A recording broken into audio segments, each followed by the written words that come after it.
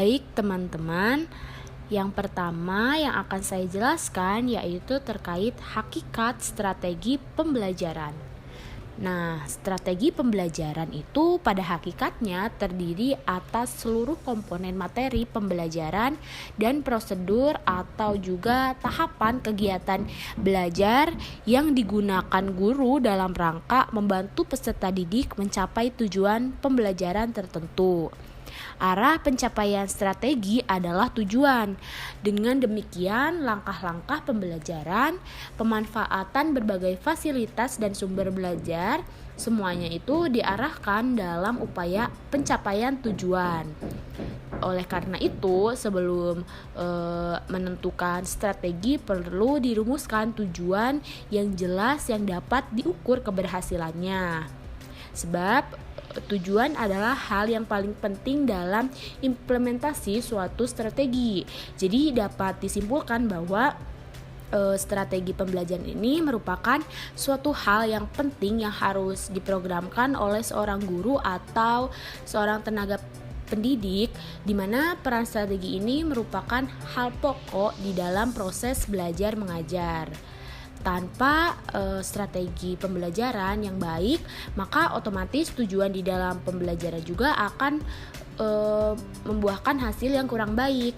Karena keberhasilan dalam suatu tujuan pembelajaran itu tergantung kepada strategi pembelajaran yang digunakan. Dan yang kedua yaitu ada hakikat metode pembelajaran. Metode pada hakikatnya merupakan cara atau prosedur yang dipakai untuk mencapai tujuan tertentu. Dalam kaitannya dengan pembelajaran ini, metode didefinisikan sebagai cara-cara menyajikan bahan pembelajaran pada peserta didik untuk tercapainya tujuan yang telah ditetapkan. Dengan demikian, metode merupakan hal yang dipakai guru dalam pelaksanaan proses pembelajaran. Guru sebagai pelaksana pembelajaran untuk menentukan cara-cara yang sistematis di dalam melaksanakan proses pembelajaran sehingga nanti akan ada rancangan untuk menyajikan bahan pembelajaran yang akan disampaikan kepada peserta didik. Dan yang ketiga yaitu teknik pembelajaran. Teknik pembelajaran pada hakikatnya merupakan cara yang dilakukan orang dalam rangka mengimplementasikan suatu metode, yaitu cara yang harus dilakukan agar metode yang dilakukan itu berjalan efektif dan juga efisien. Dengan demikian, sebelum seorang guru melakukan proses ceramah, sebaiknya memperhatikan kondisi dan situasi pelaksanaan pembelajarannya juga. Jika berceramah pada saat siang hari, jam pelajaran dengan jumlah peserta didik yang banyak tentu akan berbeda jika dilakukan di pagi hari dengan jumlah peserta didik yang tergolong sedikit. Dengan dilakukan di pagi hari dan jumlah siswa yang tidak terlalu banyak, maka proses pembelajaran akan berjalan dengan efektif. Pemaparan selanjutnya akan dijelaskan oleh saya terkait hakikat yang keempat, yaitu model pembelajaran. Pada hakikatnya, model pembelajaran merupakan suatu perencanaan atau suatu pola yang digunakan sebagai pedoman dalam merencanakan pembelajaran di kelas ataupun pembelajaran dalam tutorial dan untuk menentukan perangkat-perangkat pembelajaran termasuk di dalamnya buku-buku, film, komputer, kurikulum, dan lain sebagainya. Jadi, dapat disimpulkan bahwa model pembelajaran merupakan perangkat-perangkat yang disusun dan disiapkan di dalam melaksanakan suatu proses pembelajaran di kelas. Penerapan model pembelajaran dimaksudkan agar proses pembelajaran berjalan sesuai rencana yang telah disusun sebelumnya dan dapat langsung diimplementasikan di dalam pembelajaran yang diharapkan. Pembelajaran dapat berjalan dengan baik dan mencapai tujuan yang diinginkan. Kemudian, mengenai model pembelajaran yang sering digunakan dalam PKN, salah satunya yaitu model interaktif berbasis aktivitas. Menurut jurnal yang kami temukan, salah satu model pembelajaran yang sering digunakan dalam PKN yakni model interaktif berbasis aktivitas. Menurut beberapa penelitian, alasan digunakannya model pembelajaran tersebut yakni ditemukan permasalahan yang dihadapi oleh siswa, yaitu kurangnya motivasi dari diri siswa dalam mengikuti proses belajar mengajar. Beberapa masalah yang terjadi dalam proses belajar mengajar yaitu kurangnya interaksi antara guru dan siswa, penguasaan guru tentang metode pengajaran masih belum maksimal, siswa cenderung pasif dan kurangnya motivasi. Lalu yang keempat, metode yang digunakan dalam mengajar belum bervariasi atau monoton. Dan yang terakhir, siswa cenderung hanya menghafal bukan memahami materi pelajaran. Metode pembelajaran interaktif berbasis aktivitas sering dikenal dengan nama pendekatan pertanyaan anak.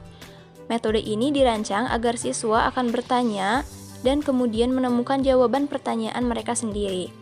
Pengembangan model pembelajaran interaktif berbasis aktivitas dalam PKN dapat dilakukan oleh guru pada semua pokok bahasan dengan syarat harus memperhatikan 9 hal.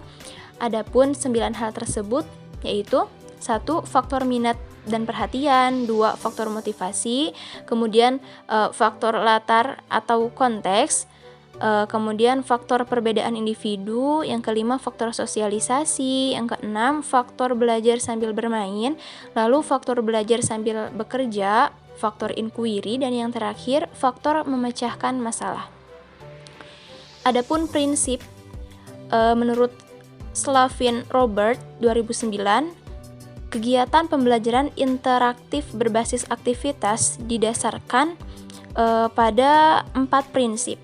Prinsip yang pertama yaitu somatis. Somatis yaitu siswa mengalami aktivitas fisik yang memungkinkan siswa berinteraksi dengan orang lain secara berpasangan atau kelompok dari satu tempat ke tempat lain, baik di dalam maupun di luar kelas. Prinsip yang kedua yaitu auditori, yaitu siswa dimungkinkan untuk mendengar secara aktif dari berbagai sumber informasi.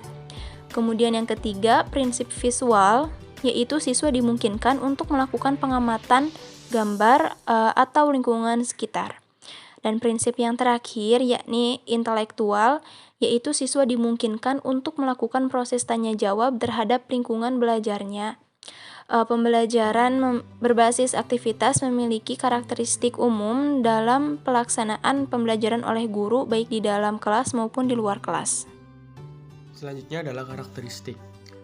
Karakteristik pembelajaran interaktif berbasis aktivitas menurut Permendikbud nomor 103 tahun 2014 bersifat yang pertama interaktif dan inspiratif, kemudian menyenangkan, menantang, dan memotivasi siswa untuk berpartisipasi aktif, ketiga kontekstual dan kolaboratif, yang keempat memberikan ruang yang cukup bagi prakarsa, kreativitas, dan kemandirian siswa, dan yang kelima sesuai dengan bakat, minat, kemampuan, dan perkembangan fisik serta psikologi siswa.